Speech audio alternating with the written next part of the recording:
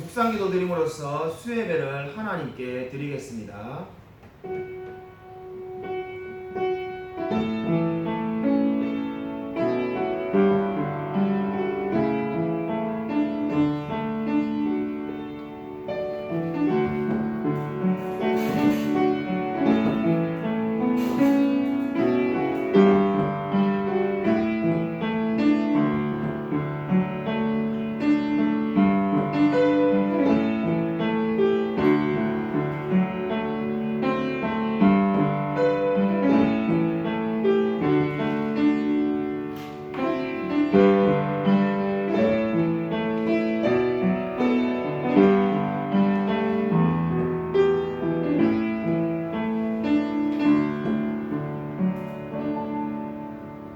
내가 주의 계명들을 사모함으로 내가 입을 열고 헐떡이었나이다.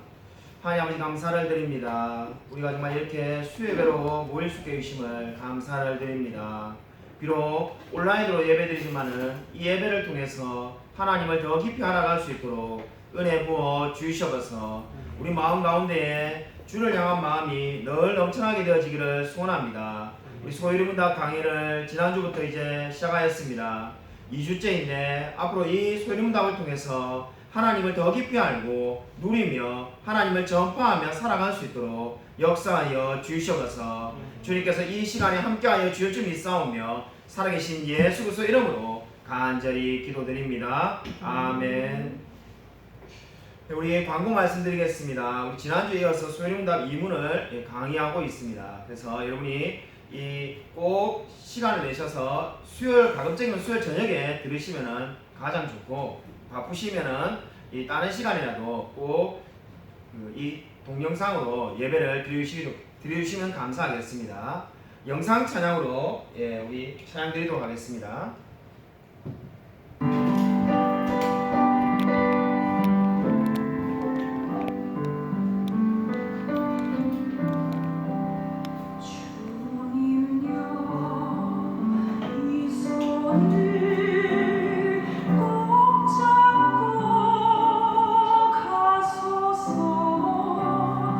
약하고 피곤한 이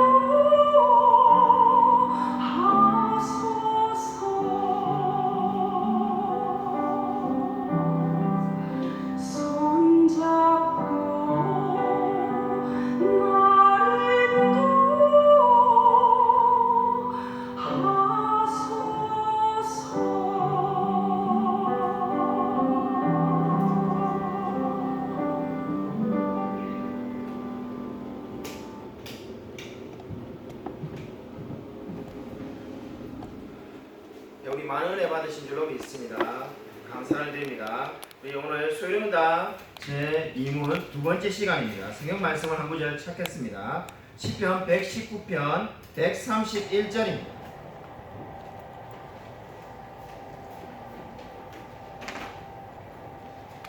구약 성경 시편 119편 131절입니다. 구약 성경 895쪽에 있습니다.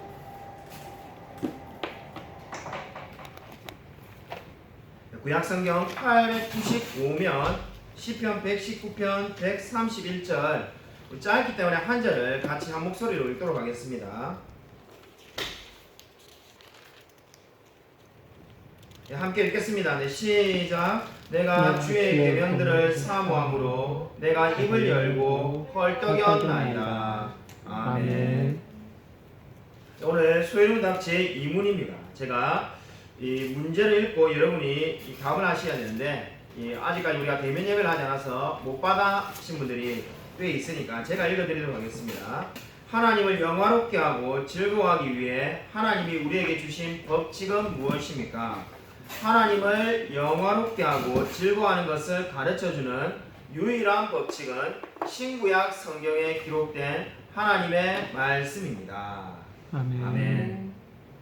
샤르트르라는 무신론자 철학자가 있습니다. 그는 출구 없는 방이라는 글에서 현대인들을 이렇게 정의를 내렸다고 합니다. 현대인들은 출구 없는 방에 갇힌 사람과 같다는 겁니다. 출구 없는 방에 갇힌 사람, 무엇을 의미하겠습니까? 말 그대로 사방이 벽으로만 되어 있는 곳에 갇힌 겁니다. 그러니까 그 방 안에 갇힌 사람이 이렇게 묻습니다. 나는 어디서 왔는가? 그러나 그 질문에 대해서 답을 들을 수가 없습니다. 왜냐하면 문이 없기 때문에 자기가 어디서부터 왔는지 알 수가 없습니다. 그러면 나는 어디로 가는가? 역시나 문이 없기 때문에 어디로 가는지도 알 수 없다는 겁니다. 그리고 그래서 사르트르는 이것이 인생이다라고 말을 하였습니다. 내가 분명한 것이 뭔가? 내가 살아있다는 것. 이 한 가지만 분명하다. 이렇게 말을 하였습니다. 네, 이것이 바로 무신론주의 철학자인 샤르트가 내린 인생의 결론입니다. 어디서 왔는지 어디로 가는지 알지 못하지만은 그저 분명한 하나 알고 있는 것은 내가 지금 살아있다는 겁니다. 들으면 들을수록 아마 굉장히 공허하다는 생각이 들 겁니다. 그에 반해서 우리가 지난주에 배웠던 말씀처럼 인생의 제일 된 목적은 하나님을 영화롭게 하고 영원토록 하나님을 즐거워하는 것이라는 말씀은 너무나 대조적으로 차이를 느끼게 만듭니다. 지난주에 우리가 소요문답 제1문에서 인생의 목적이 무엇인가를 배웠습니다. 이제 2문은 그 인생의 목적을 알았다면 그 인생의 목적을 이루기 위해서 다르게 말해서 하나님을 영화롭게 하고 영원토록 하나님을 즐거워하기 위해서 우리가 따라야 될 표준이 무엇이냐는 겁니다. 그러니까 목표가 뭔지는 이제 알았다면 선명하게 지난주 1문을 통해서 그 목표를 이루기 위해서 어떻게 목표에 다가갈 수 있냐는 겁니다. 거기에 대한 대답은 오늘 2문에서 바로 성경이 그 목표에 도달하게 해준다라고 말씀하고 있습니다. 바로 하나님을 아는 지식은 이 성경을 통해서 분명히 알 수 있다라고 오늘 2문은 말을 하고 있습니다. 그러면 다르게 말해서 하나님에 대해서 어떻게 알 수 있는가? 바로 하나님을 알 수 있는 것은 오직 성경밖에 없다라고 지금 말씀하고 있습니다. 오늘 우리 성경에 대해서 저는 세 가지를 여러분과 함께 말씀을 나누고자 합니다. 첫 번째는 여러분이 가지고 있는 요약본에 적혀 있는 대로 성경 속에 신적인 권위가 있음을 어떻게 알 수 있느냐는 겁니다. 자, 요약본을 나눠드린 이유는 한 가지입니다. 이 많은 내용을 짧은 시간에 말해야 되기 때문에 요약본을 여러분이 보셔야만이 따라오기가 쉽습니다. 성경이 한마디로 말해서 권위가 있음을 우리가 어떻게 알 수 있냐는 건데 역시 세 가지로 우리가 말을 할 수가 있습니다. 첫 번째, 성경의 고대성입니다. 터툴리안이라는 초대 교부가 말하는데 가장 오래된 것을 가장 신성하게 받아들여야만 하는 겁니다. 성경이 이보다 더 오래된 것이 없습니다. 그렇게 오래된 것을 볼 때 성경이 권위가 있다는 겁니다. 우리가 잘 알다시피 현재 존재하는 책 중에 가장 많이 팔린 베스트셀러가 성경입니다. 그렇게 볼 때 권위가 있다는 겁니다. 두 번째로 이 성경이 모든 시대를 통해서 기적적으로 보존되어 온 점을 보면은 하나님의 말씀임을 알 수가 있다는 겁니다. 아멘. 왜냐하면은 우리가 익히 잘 알다시피 성경은 수많은 독재자들이 또는 이 성경을 반대하는 무신론자들이 성경을 없애려고 했습니다. 유명한 철학자 볼테르는 자기 시대에 이렇게 말하기도 하였습니다. 내가 죽고 난 뒤에 30년 안에 성경은 다 사라질 거라고 말하였지만은 지금도 성경은 존재하고 있습니다. 그렇게 볼 때 성경은 권위가 있다는 겁니다. 세 번째로 이 성경 안에 포함된 내용을 볼 때 하나님의 말씀임을 알 수가 있습니다. 여러분이 가지고 있는 요약본 프린트물에 제가 다 적어 놓았습니다. 찾는 시간을 줄이기 위해서 찾지는 않고 바로 제가 그 말씀을 읽어드리겠습니다. 요한복음 17장 17절에 이런 말씀이 있습니다. 그들을 진리로 거룩하게 하옵소서. 아버지의 말씀은 진리입니다. 아멘. 이 세 가지 이유를 볼 때 바로 성경은 권위가 있음을 알 수가 있습니다. 이렇게 말하면은 꼭 물어보는 우리 성도님들이 있습니다. 제게 정말 수십 명의 성도님이 물어보았는데 지금까지 이런 질문을 늘 하시곤 합니다. 만약에 그렇게 성경에 권위가 있고 이 성경이 오랫동안 이렇게 보존되어 왔다면은 왜 목사님들은 다 다르게 설교하십니까? 똑같은 시편을 설교해도 이 10명의 목사님이면 10가지 다른 설교가 나오는데 정말로 성경에 권위가 있다면 똑같은 내용으로 설교가 되어야 되는 거 아닙니까? 라고 묻는 분들이 많이 있었습니다. 이 참으로 좋은 질문이죠. 아마 그런 생각을 우리가 한 번쯤은 해볼 수 있을 것 같습니다. 목사님의 설교가 다 다른 것은 분명한 사실입니다. 아마 여러분이 궁금해서 유튜브에 소유문답을 검색한다면은 저의 설교랑 완전히 다르게 이 소유문답을 강의하는 분을 그리 어렵지 않게 만나볼 수가 있습니다. 근데 그렇게 각기 다른데 다른 이유가 뭡니까? 하나님께서 우리 목회자 한 사람 한 사람에게 베푸신 은혜가 다르기 때문입니다. 한 사람 한 사람 모두가 다 각기 다른 은혜를 받았습니다. 저와 여러분이 주님을 만난 과정도 다르지 않습니다. 어떤 분은 그냥 친구 따라서 와서 예수 믿는 사람도 있고 어떤 분은 교회에서 뭔가 나눠준다 해서 왔다가 예수 믿는 사람도 있고 각기 다 다릅니다. 그러나 중요한 것은 무엇입니까? 우리가 동일한 하나님을 믿고 있다는 겁니다. 그러니까 많은 성도님들이 말씀하시는 목사님들의 설교가 다 다르는 것은 전혀 문제가 아닙니다. 진짜 문제는 뭡니까? 진리가 아닌 것을 진리라고 주장하는 경우입니다. 그리고 각기 설교가 다른 것은 그냥 적용이 다른 겁니다. 우리 시대에 제일 문제가 되는 것은 똑같은 성경을 읽는데 전혀 다른 주장을 하는 사람이 있다는 겁니다. 제가 오래전에 아일랜드에 살고 있을 때의 일입니다. 제가 결혼한 이후로 지금 우리 한국에 살 때는 단 한 번도 집에 텔레비전을 둔 적이 없습니다. 지금도 마찬가지입니다. 근데 아일랜드에 살 때는 영어가 늘어야 되겠다는 절박감이 있어가지고 집에 TV를 두고 일을 마치고 오면은 TV를 종종 보곤 하였습니다. 근데 그냥 들으면은 도무지 무슨 말인가 알아들을 수 없어서 늘 자막을 이렇게 나오도록 설정해가지고 자막을 보면서 지금 대충 이런 내용을 하고 있구나 이렇게 영어 공부처럼 보고 있을 때였습니다. 한 번은 제가 토론을 봤는데 토론에 목사님이 나와가지고 동성애에 대해서 이야기를 하는 것이었습니다. 그러니까 이게 제가 이미 선지식이 있지 않습니까? 한국에서 동성애에 대해서 알고 있으니까 목사님은 이러이러한 주장으로 해서 동성애를 반대하시겠구나. 반대편은 이러이러한 이 근거로 동성애를 주장하겠구나. 자, 이미 유출을 하면서 듣고 있었습니다. 아니야, 그러니까 목사님은 동성애를 반대하면서 성경이 금지하고 있다. 이렇게 말하였습니다. 반대편의 주장은 제가 이미 마음속으로 이렇게 예상했습니다. 타고날 때부터 남자가 남자를 좋아하는 사람이 있어요. 그거 어떻게 하라는 겁니까? 이게 어쩔 수 없이 여자는 전혀 관심이 없고 남자 입장에서 남자만 좋아하는 사람이 있습니다. 그래서 어쩔 수가 없습니다. 성경이 금지하는 것은 분명하지만은 어쩔 수가 없습니다. 이런 논리로 나올 거라고 제가 예상하면서 들었습니다. 근데 듣다가 깜짝 놀랐는데 그 패널에 있는 사람이 성경의 동성애를 인정한다는 겁니다. 아니 좀 더 정확하게 말하면은 성경은 동성애를 옹호하고 있다는 겁니다. 제가 듣다가 깜짝 놀래가지고 자막이 진짜 내가 잘못 해석했나 유심히 봤습니다. 근데 몇 번을 그렇게 말하는 겁니다. 그러니까 앞에 있던 목사님이 도대체 성경의 동성애를 인정한다는 말이 어디 있느냐 이렇게 말하니까 그분이 빙긋이 이렇게 자신만만하게 웃으시면서 이렇게 말하였습니다. 다윗과 요나단이 그 예입니다. 그러니까 다윗과 요나단 우리가 다 아저씨 우정이 너무나 좋은 사이인데 그분은 성경 읽을 때마다 아 이게 동성애의 모델을 보여준 거구나. 그 두 사람이 동성애자였다. 그러니까 이 목사님이 그런 엉터리 해석이 어딨냐니까 이분이 아 성경을 그렇게 해석하지 말라는 법이 어딨냐 이래가지고 논쟁이 계속되는 것을 보았습니다. 우리에게 앉아있는 성도님들이 웃으신 것처럼 한마디로 어이가 없는 주장입니다. 그러한 주장들이 계속되고 있는 것이 가장 큰 문제입니다.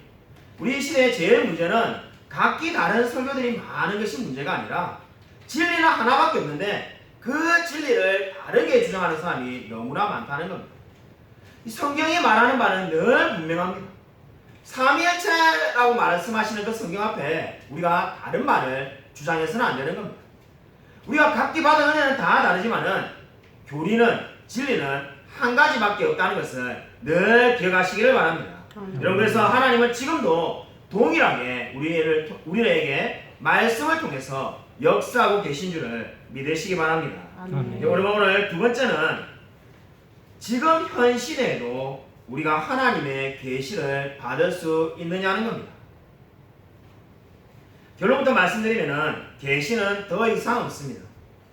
안타깝게도 우리 시대에 신사도 운동이라든지 많은 운동에서 지금도 계시가 존재한다라고 주장하는 분들이 있습니다. 그러나 계시는 이미 사도시대에 끝났습니다. 성경은 이미 66권이 완성되었고 이제 더 이상 성경이 추가되지는 않습니다. 계시가 우리 시대에도 있다는 말은 뭐냐면은 성경이 다시 추가로 넣을 수가 있는 겁니다. 여러분이 우리가 천주교 특강을 제게 2년 전에 들으신 분들은 기억하겠습니다만은 천주교는 성경 66권이 아니라 78권이라고 말합니다. 그래서 그 계시가 더 많다라고 말하죠. 근데 우리는 그걸 인정하지 않습니다. 여러분 계시는 이미 완성되었습니다. 이제 하나님 나라에 가는 동안에 이제 더 이상의 성경이 넣을 수가 없습니다. 여러분 이단들 한번 보십시오. 이단들의 특징은 늘 새로운 계시를 자기가 받았다고 말하면서 성경보다 자기가 받은 계시를 더 높은 곳에 둡니다. 대표적인 예가 몰몬경이죠.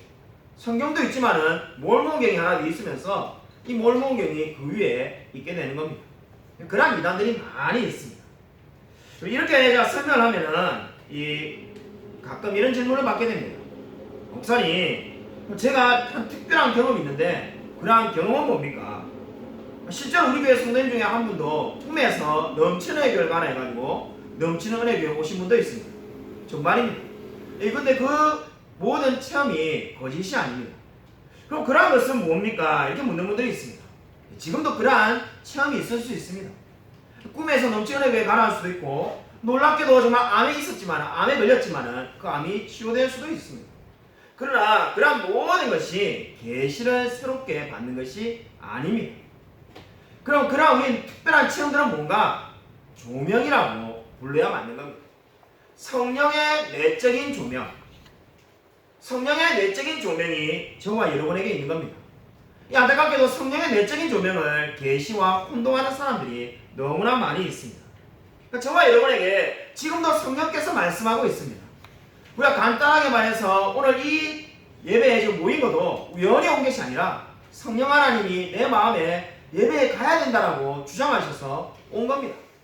근데 물론 우리가 이걸 기적이라 생각하지 않죠. 이건 내 발로 온 거니까. 우리가 생각하는 기적은 뭐 안전병이가 일어난다든지 눈이 떠진다든지 이런 것을 말하는데 그러한 모든 것들을 정말 하나님께서 우리의 삶을 인도하는 모든 것이 조명입니다.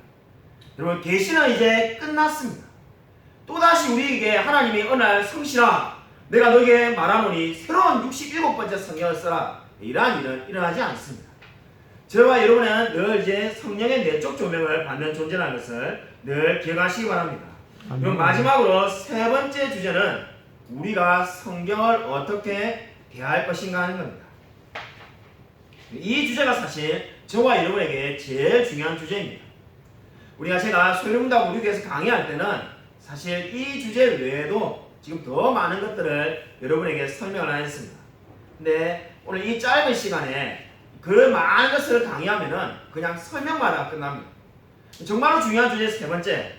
그럼 이 성경이 정말로 진리이고 이 세상의 유일한 말씀이라면은 나는 이 성경을 어떻게 대해야 되느냐는 겁니다. 여러분, 이 성경을 우리가 어떻게 대해야 되겠습니까? 여러분, 이 성경 말씀이 저와 여러분의 삶을 늘 인도하고 있습니다. 성경 말씀은 단 한치의 오차도 없는 말씀입니다. 여러분, 성경 말씀을 늘 믿고 의지하시길 바랍니다. 여러분, 오늘 성경 말씀을 보시면은 여러분, 사도들에게 분별의 영을 주셔가지고 우리에게 이 성경이 일치하는지 아니한지를 주셨다는 말씀이 있습니다. 여러분, 프린트를 보시면은 제가 읽어드리겠습니다. 사도행전 17장 11절에 이러한 말씀이 있습니다. 베레아에 있는 사람들은 데살로니가에 있는 사람들보다 더 너그러워서 간절한 마음으로 말씀을 받고 이렇게 말씀을 하고 있습니다. 여러분, 이 성경을 어떻게 대하라는 겁니까? 베레아에 있는 성도들은 간절한 마음으로 성경을 대했다는 겁니다. 그리고 오늘 우리가 읽었던 시편 119편 131절은 내가 주의 계명들을 사모하였으므로 내가 입을 열고 헐떡였나이다라고 고백하였습니다. 똑같은 말입니다. 똑같은 말씀입니다. 여러분, 정말로 말씀을 간절하게 사모하는 사람은 어떻게 하겠습니까? 입을 열고 헐떡인다는 겁니다. 시편 119편 131절이 말씀하는 바가 뭘까요? 내가 너무나 간절하게 원한다면 정말 목이 말라가지고 물을 간절히 찾는 사람처럼 말씀을 헐떡거리며 찾는다는 겁니다. 참으로 우리가 이런 마음을 갖기가 쉽지 않은 시대를 살아가고 있습니다. 왜냐하면 인터넷에 클릭만 한번 하면은 그냥 좋은 설교가 수십 편 수백 편 그냥 떠 있습니다. 그냥 집에 누워서 하루 종일 말씀을 들어도 사실 설교를 다 들을 수가 없습니다. 그만큼 말씀의 홍수 시대에 살아가고 있습니다. 근데 어떻게 우리가 이렇게 입을 열고 헐떡이면서 간절한 마음을 가질 수가 있을까요? 아프리카 선교의 개척자 데이비드 리빙스톤은 우리가 잘 알다시피 훌륭한 선교사로 인생을 마감하였습니다. 근데 놀랍게도 그의 삶을 보면은 주일학교 시절부터 남달랐다는 것을 알게 됩니다. 주일학교 시절에 시편 119편, 우리가 방금 오늘 읽었던 그 시편 119편의 말씀이 무려 176절까지 있습니다. 그 말씀을 주일학교 때 이미 다 암송했다고 합니다. 그래서 리빙스턴이 그 모든 말씀을 다 암송했는데 그때 리빙스턴의 나이가 겨우 9살이었다고 합니다. 그러한 리빙스턴이 결국 수많은 영혼들을 변화시키는 선교사가 된 겁니다. 어느 날 우연히 하나님의 말씀을 전하는 사람이 된 게 아닙니다. 어릴 때부터 말씀을 사모하는 그 사람이 바로 위대한 선교사가 되었습니다. 여기에 저와 여러분의 고민이 나오는 수밖에 없는 지점입니다. 왜 우리는 근데 그렇게 말씀을 사모하지 못할까? 이라는 생각이 들지 않습니까? 성경은 읽어야 되겠다는 건 알겠는데 막상 성경이 잘 읽어지지 않는다는 분들이 의외로 많이 있습니다. 제가 보니까는 연세가 젊으면 젊을수록, 나이가 젊으면 젊을수록 성경을 적게 읽는 것 같습니다. 저보다 나이가 많은 우리 신앙의 선배님들 50대, 60대, 70대는 아마 제가 만나본 대부분의 분들이 신앙생활을 오래 했다면 늦게 갑자기 예수님을 믿은 게 아니라면 거의 자신의 나이만큼 성경을 읽은 분들을 많이 만나고 왔습니다. 근데 저보다 나이가 어린 분들로 내려가면 내려갈수록 그분들이 자신의 나이만큼 성경을 읽었다는 분을 제가 별로 만나보지 못하였습니다. 여러분, 지금 탓하는 게 아닙니다. 여러분, 같이 고민을 해보자는 겁니다. 왜 우리는 예수님을 사랑하는데 성경이 읽어지지 않는 걸까요? 수많은 그리스도인의 고민이 여기 있습니다. 우리가 맨날 우리가 하는 이야기가 뭡니까?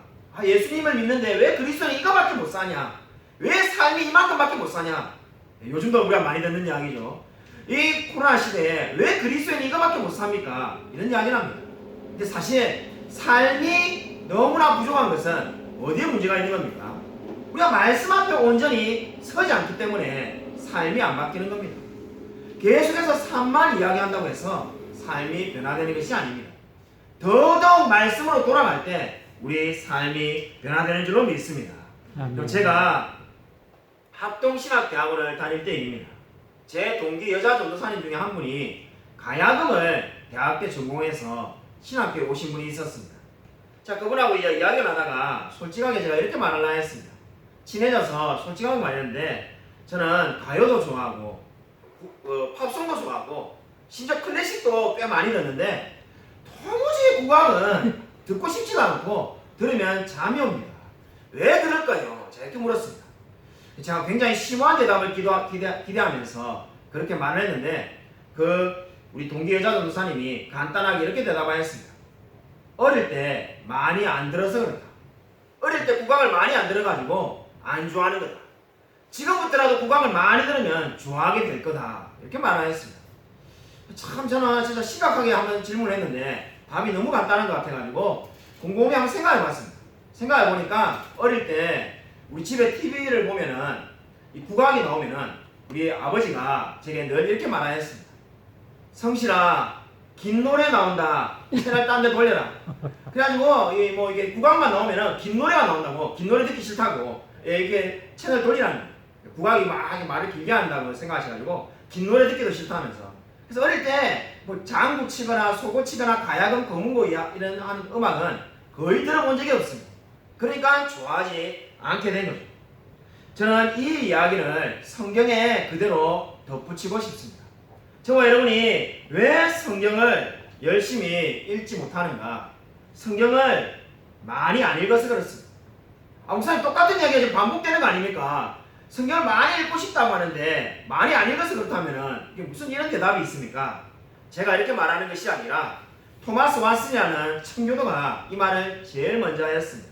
여러분 프린트본에 있는 그 말을 기억하십시오.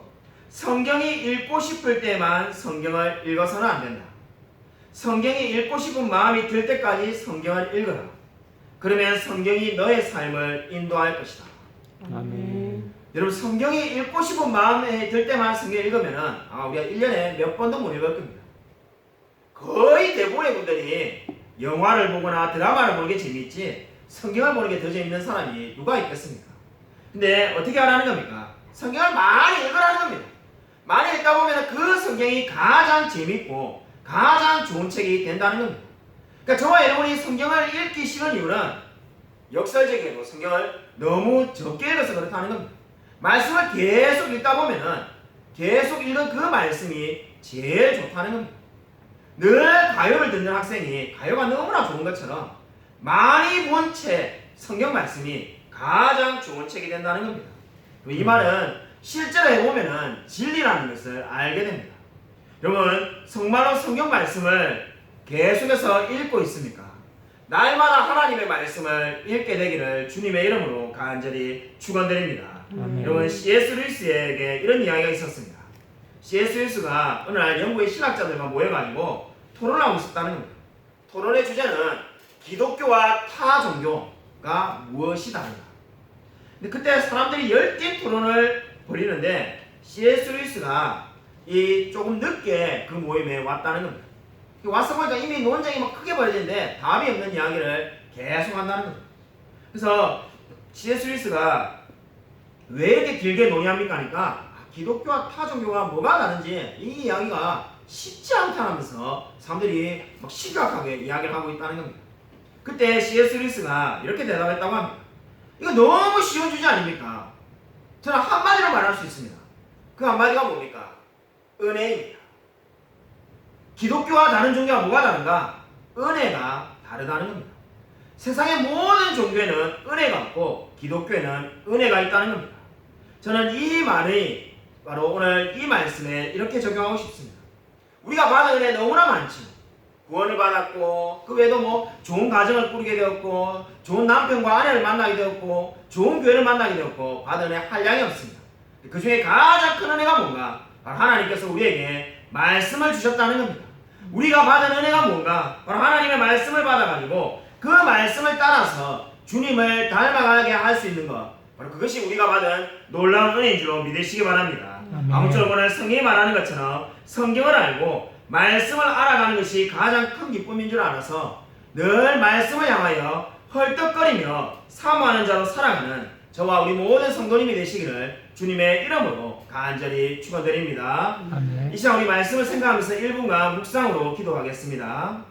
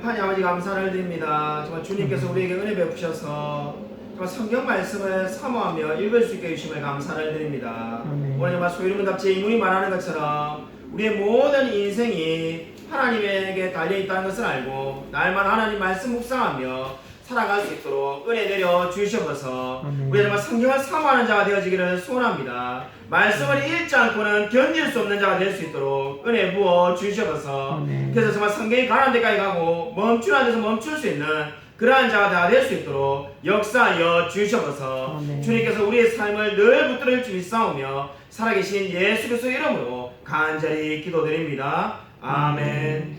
이제는 주 예수 그리스도의 은혜와 하나님의 사랑과 성령의 교통하심이 말씀을 헐떡거리며 사모하는 자에게 복이 있다는 것을 알고 늘 주야로 말씀을 묵상하며 하나님만을 닮아가기로 다짐하는 이 자리에 있는 성도들과 동영상으로 예배드린 모든 성도들 머리 위에 지금부터 영원토록 함께 있을지어다. 아멘.